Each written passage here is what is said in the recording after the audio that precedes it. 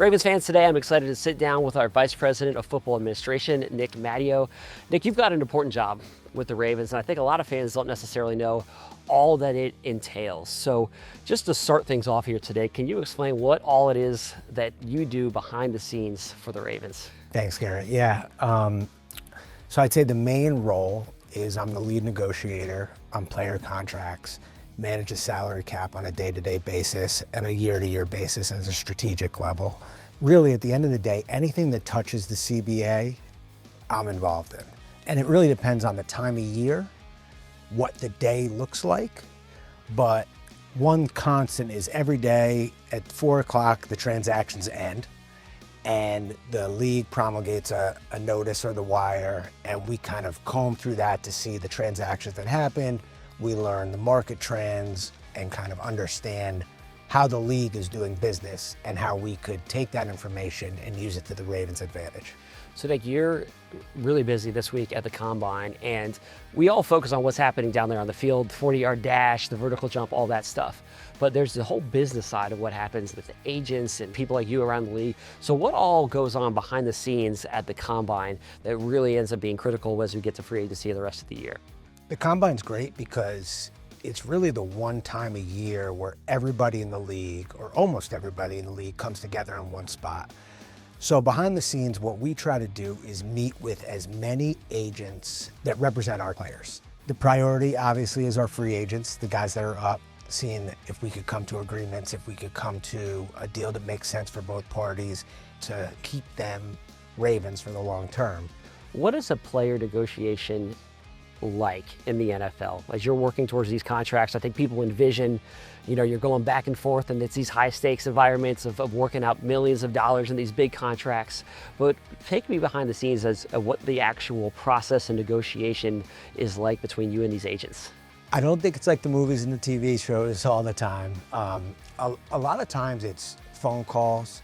Proposals are given usually via email, and depending on the negotiation, there could be a few emails exchanged, or there could be a lot of volleying back and forth, trying to get to the number that works for both sides. A lot of negotiations don't end in a deal. We really like the ones that do. Yeah.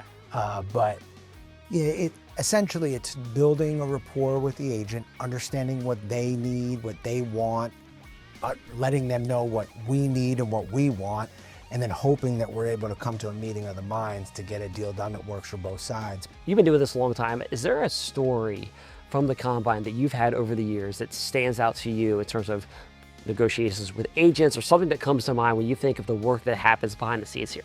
Actually, just last year, we had a meeting with Ronnie Stanley's representation, and Ronnie was a pending free agent and probably, our highest priority.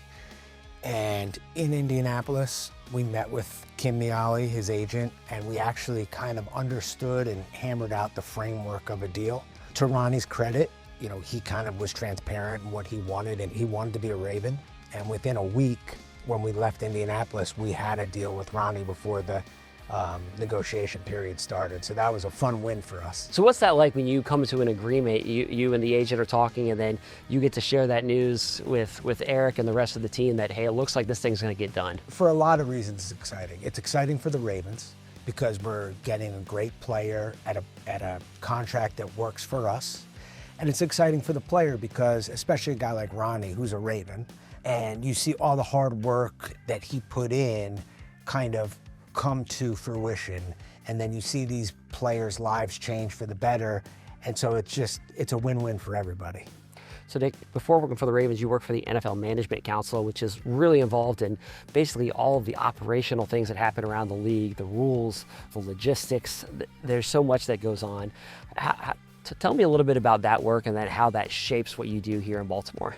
Yeah, so Management Council is an invaluable experience for somebody that sits in my seat at the club level. I think probably 75% of the club's football operations or administration folks came from the Management Council in some form or fashion.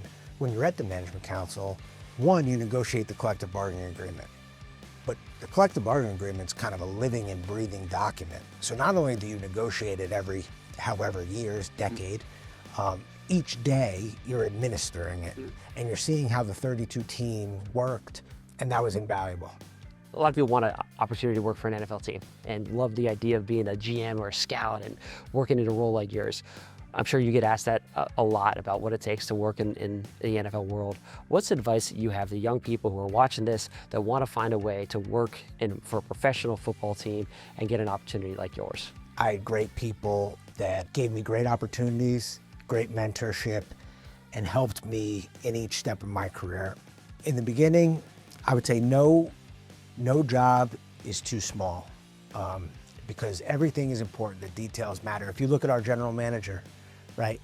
He started as a jack of all trades, doing everything under the sun, driving players to the airport, cutting up film, working on the sidelines.